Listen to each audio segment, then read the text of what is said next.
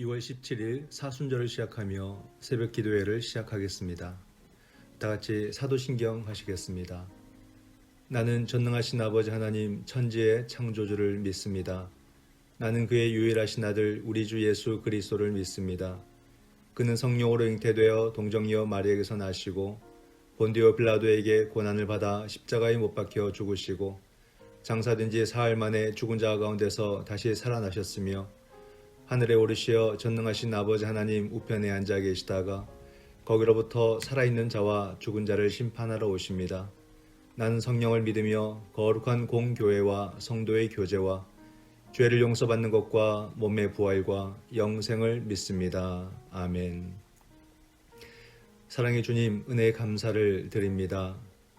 지난 한 해 동안 멈추었던 새벽 기도회를 다시 시작하게 하심에 진심으로 감사를 드립니다. 모든 예배가 하루속히 정상화되도록 주님께서 도와주시고 우리의 예배 생활이 흔들리지 않도록 지켜주시옵소서. 이 하루의 첫 시간을 주님께 드리오며 예수님의 이름으로 기도드립니다. 아멘. 찬송가 569장입니다. 569장 선한 목자 되신 우리 주 찬송하시겠습니다. 선한 목자 되신 우리 주 항상 인도하시고 푸른 풀밭 좋은 곳에서 우리 먹여주소서. 선한 목자 구세주여 항상 인도하소서. 선한 목자 구세주여 항상 인도하소서. 양의 문이 되신 예수여 우리 영접하시고 길을 잃은 양의 무리를 항상 인도하소서. 선한 목자 구세주여 기도 들어주소서. 선한 목자 구세주여 기도 들어주소서. 흠이 많고 약한 우리를 용납하여 주시고 주의 넓고 크신 은혜로 자유 얻게 하셨네. 선한 목자 구세주여 지금 나아갑니다. 선한 목자 구세주여 지금 나아갑니다. 일찍 주의 뜻을 따라서 살아가게 하시고 주의 크신 사랑 베푸사 따라가게 하소서. 선한 목자 구세주여 항상 인도하소서. 선한 목자 구세주여 항상 인도하소서.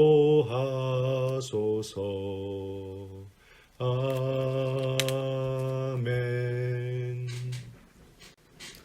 성경 말씀은 마태복음 14장 13절에서 21절 말씀입니다. 예수께서 들으시고 배를 타고 떠나사 따로 빈들에 가시니 무리가 듣고 여러 고을로부터 걸어서 따라간지라. 예수께서 나오사 큰 무리를 보시고 불쌍히 여기사 그 중에 있는 병자를 고쳐 주시니라. 저녁이 되매 제자들이 나와 이르되 이곳은 빈들이요 때도 이미 저물었으니 무리를 보내어 마을에 들어가 먹을 것을 사 먹게 하소서. 예수께서 이르시되 갈 것 없다. 너희가 먹을 것을 주라. 제자들이 이르되 여기 우리에게 있는 것은 떡 5개와 물고기 2마리 뿐이니이다. 이르시되 그것을 내게 가져오라 하시고 무리를 명하여 잔디 위에 앉히시고 떡 5개와 물고기 2마리를 가지사 하늘을 우러러 축사하시고 떡을 떼어 제자들에게 주시매 제자들이 무리에게 주니 다 배불리 먹고 남은 조각을 12바구니에 차게 거두었으며 먹은 사람은 여자와 어린이 외에 5,000명이나 되었더라. 네, 오늘의 말씀 마태복음 14장 13절에서 21절 말씀을 묵상해 보았습니다. 이 말씀 속에서 이렇게 마음에 다가오는 말씀이 14절에 보면 예수께서 나오사 큰 무리를 보시고 불쌍히 여기사 그 중에 있는 병자들을 고쳐주시니라. 또 16절에 예수께서 이르시되 갈 것 없다 너희가 먹을 것을 주라. 이렇게 말씀을 하시는 말씀, 두 말씀이 이렇게 다가옵니다. 오늘 우리에게 또 저에게 주시는 그런 레마의 말씀이다는 생각이 듭니다. 반갑습니다. 지난 한 해 우리가 한 해 내내 새벽 예배를 드리지 못했는데 새해가 되고 또 2월 또 사순절이 시작하고서야 이렇게 새벽 예배를 시작하게 되었습니다. 물론 대면으로 진행하지 못하고 음성으로 여러분을 만나게 되었습니다. 여러 가지 부족함이 있지만 그래도 이렇게 시작한 것만으로도 감사하고 또 만족을 합니다. 새벽 기도도 곧 다시 대면으로 진행될 것을 기대하고 또 이를 위해서 우리 많은 교우들이 함께 기도해 주신다면 그 시간이 앞당겨지리라 믿습니다. 새벽 기도회를 시작하는 오늘은 사순절이 시작되는 제2의 수요일입니다. 사순절은 그리스도의 순환과 죽음을 명상하고 또 그의 뒤를 따르는 경건 훈련과 제자 훈련에 힘쓰는 절기입니다. 우리가 새벽을 깨워서 더욱더 예수 그리스도의 고난을 묵상하고 경건 훈련과 제자 훈련에 힘쓸 수 있는 그런 시간들을 만들어 갈 수 있기 바랍니다. 오늘의 말씀을 우리가 함께 묵상해 볼 텐데 새롭게 시작하는 이 새벽 기도의 첫 본문이 여러분 보셨다시피 오병이어 사건을 담고 있습니다. 예수님은 자신을 따라온 수많은 무리를 보면서 긍휼한 마음, 긍휼히 여기는 마음을 품으셨습니다. 제자들은 어떻습니까? 논리적이고 또는 상식적인 측면에서 이 문제를 생각했지만 예수님은 긍휼한 마음으로 병자들을 치유하시고 무리를 먹이고자 하셨다라고 말씀하고 있습니다. 예수님은 제자들이 이적을 행하는 어떤 능력보다 긍휼의 마음 담기를 원하셨던 겁니다. 그래서 굶주린 백성들을 먹이는 것, 그죠? 당신의 굶주린 백성들을 먹이는 것, 치유하는 것이 제자들의 책임이다라는 것을 주님께서 강조하고 계십니다.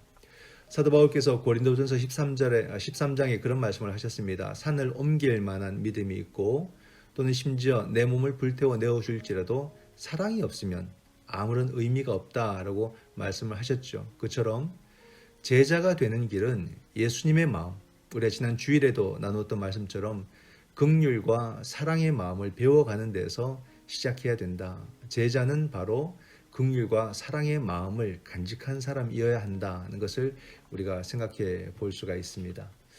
본문 해석을 보면은 예수님 사역의 기초는 긍휼과 자비입니다. 예수님이 배를 타시고 이동해 빈들로 가시니 무리가 여러 마을로부터 걸어서 예수님을 따라갑니다. 예수님은 그들을 불쌍히 여기시고 병자들을 고쳐 주십니다. 저녁 때가 되고 빈 들에여서 음식을 구하기 어려운 상황입니다. 제자들은 예수님께 무리를 마을로 보내어 제각기 먹을 것을 사 먹게 하시라고 건의합니다. 이는 모임에서 선택할 수 있는 일반적인 방법이지요. 그런데 예수님께서 뭐라고 말씀하십니까? 너희가 먹을 것을 주라 라고 명하십니다. 예수님은 무리의 필요를 외면하지 않으시고 친히 해결해 주려 하신 것입니다. 주님은 자녀의 육체적 필요를 아시고 채우시는 자비와 긍휼의 아버지입니다.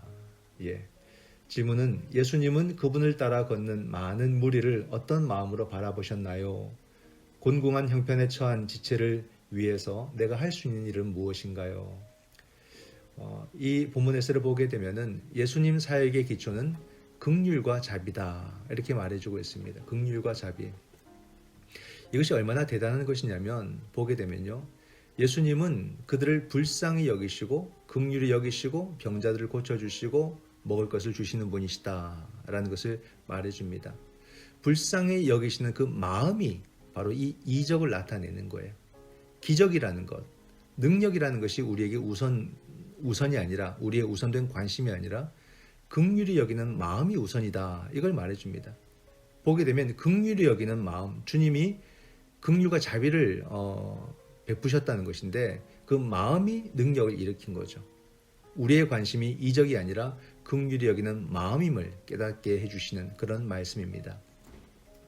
또한 보면 너희가 먹을 것을 주라 라고 말씀을 하셨습니다.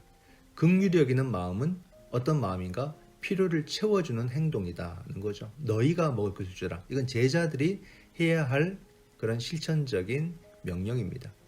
주님은 그리스도인들이 세상에서 무리를 먹이는 목자의 삶을 살아야 된다라고 말씀해 주는 거예요. 그러니까 저와 여러분은 세상에서 어떤 삶을 살아야 되냐? 다 목자의 삶을 살아야 되는 것입니다. 그러니까 자기의 울타리를 넘어서서 다른 사람을 챙겨야 된다는 거죠. 이게 굉장히 중요한 우리들의 삶의 태도입니다. 오늘 우리는 긍휼히 여기고 불쌍히 여기는 주님의 마음을 내 안에 장착하고 있는가?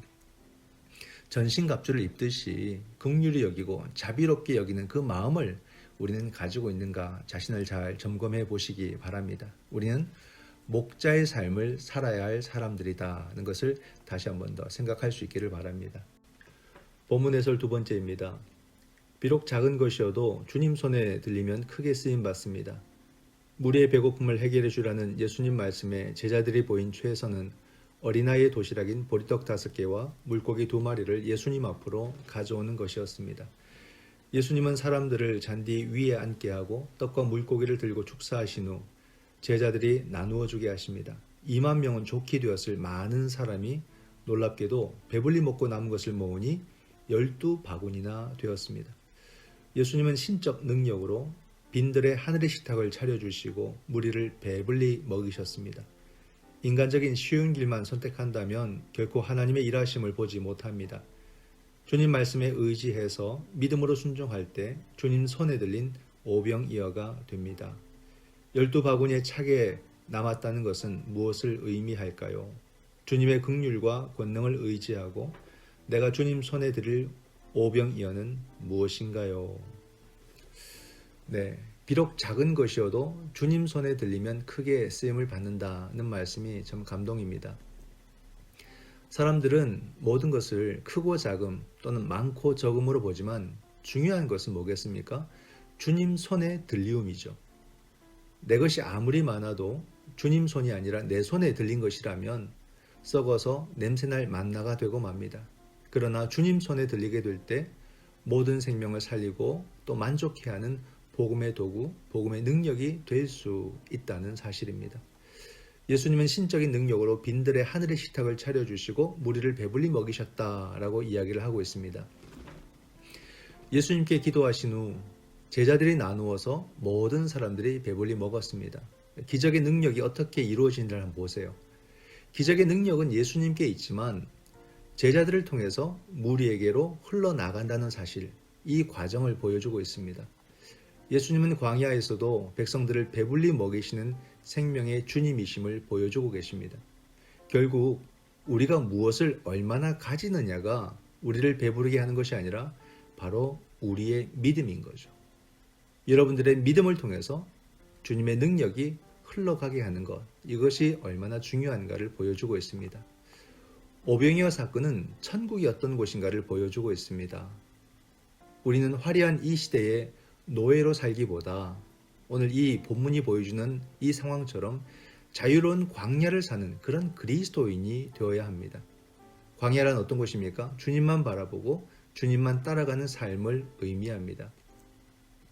주님을 따르는 백성에게 주님은 지금도 은혜를 주시고 세상에 줄 수 없는 풍요로움을 허락해 주실 줄 믿습니다. 믿음의 풍요를 경험한 그리스도인만이 너희가 먹을 것을 주라. 그렇죠?